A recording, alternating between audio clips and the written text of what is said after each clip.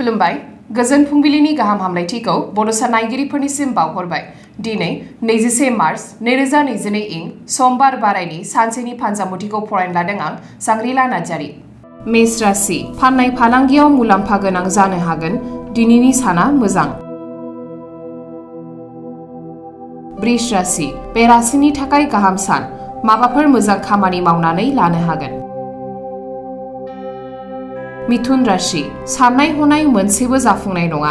गोसोखौ हमथानानै सोलिनांगोन। कर्कट राशि गिखांनाय सोमजिखांनो हागौ। गोसोखौ लोरबाङै हगारसारनो नाङा। गोसोखौ हमथा। सिंह राशि सोरनिबा मोजां खामानि मावनानै उपकार जानो हागोन। गोजोननायखौ मोननो हागोन। कन्या राशि जेखि जाया बादाया मानो जेननो हागौ। सांग्राङै बादायलायनांगोन। थासारिया मोजां नङा। तुला राशि नाजाथाबनानै मावोब्ला मोजां फिथाइ मोननो हागोन। फारफ्रोमथिंबो मोजां।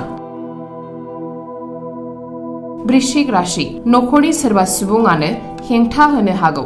साननाया जाफुंनाय नङा। गोसोखौ हमथानानै थानांगोन। धनु राशि जेखि मावा फालांगिरियाव रांनि आय जागोन। गोसोखौ सान्थि मोनगोन। मोजां सान। मकर राशि बादायलायनायाव देरहासार जानो हागोन। बयजोंबो अनसायजानाय मोनगोन। कुम्भ राशि सोरजोंबाफोर बायदिसिना होननानै रायजाबायनो हागौ। जेखि जाया गोसोखौ हमथानाया गाहाम। मीन राशि नखरनि जेंना थानायफोरा जोबस्रांनाय नङा। बिमाया दुखु दाहा सैनांनो हागौ। गाज्रि सान। दिनैनि फानजामुथिया एसेनोसै। गोजोन्थों। 2022-2023 सोलोंथाइ बोसोरनि थाखाय चिरां जिल्लानि बेंटलाव थानाय मोनसिम सिब्राय इंलिश स्कुलाव नार्सारिनिफ्राय थाखो 8 सिम फरायसाफोरनि मुं थिसननाया सोलिगासिनो। बे फरायसालियाव हौवासा आरो हिन्जावसाफोरनि आलादायै थानायनि राहानि थाखाय हस्टेलनि खाबु दङ। गोजौ सोलोंथाइ लानाय रोंगौथि गोनां आरो मोजां फोरोंथाइ मोननाय फोरोंगिरिफोरनि गेजेरजों बे स्कुलाव फरायसाफोरनो सोलोंथाइ होनाय जायो। Computer and Science Laboratory, Games and Sports, Physical Education, Smart Class, Art and Music Class, Coaching आरो टिउसननि खाबुखौ बे स्कुलाव मोननो हागोन।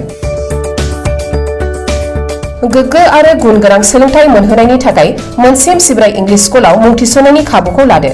आबुङै मिथिनो थाखाय 99548 52542, 94357 59226 आरो 60018 99387 मबाइल नाम्बाराव फोनांजाब खालामनो हागोन।